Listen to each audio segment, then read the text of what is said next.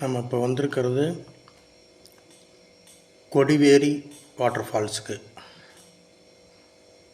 கொடிவேரி டேமும் இந்த பாருங்க தண்ணி வருது, தேக்கி வச்சுருக்காங்க டேமு. அது வந்து பவானி ஆற்று குறுக்கே கட்டப்பட்டுள்ள தடுப்பணை ஆகும். இது தண்ணி தேக்கி வச்சு பாசனத்துக்காக திறந்து விடுவாங்க.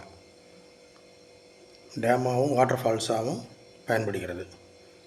நம்ம தண்ணி திறந்து விட்ருக்காங்க பாருங்கள். இப்போ திறந்து விட்டுட்டாவே வாட்டர் ஃபால்ஸில் கொஞ்சம் தண்ணி கம்மியாக தான் இருக்கும்.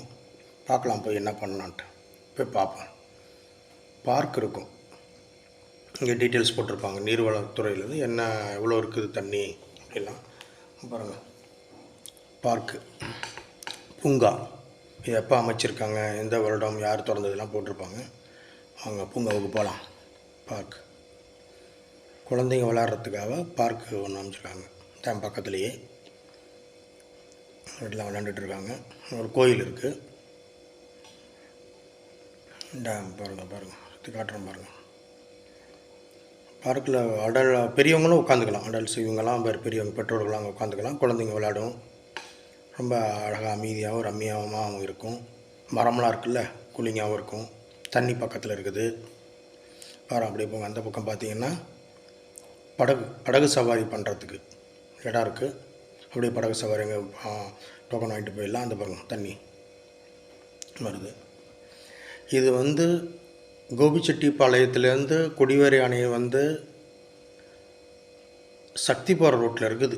கோபிச்செட்டிப்பாளையம் டு சக்தி ரோட்டில் 14 கிலோமீட்ரு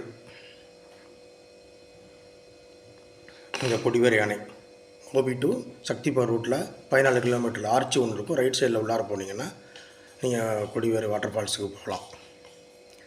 இது வந்து 12வது செஞ்சுரியில் சோழ மன்னனால் கட்டப்பட்டது.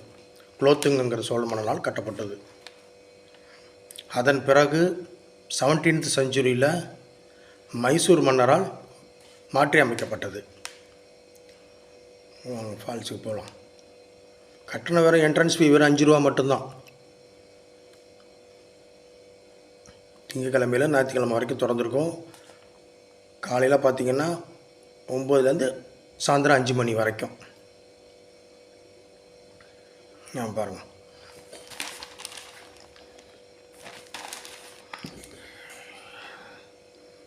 தண்ணி கம்மியாக தான் இருக்குதுன்னு நினைக்கிறேன்.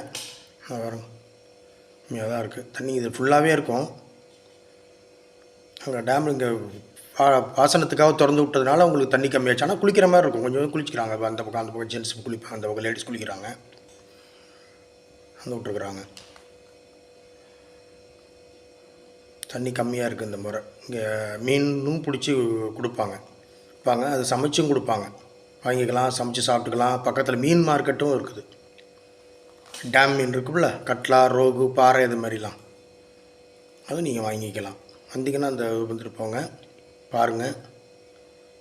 நன்றி, வணக்கம்.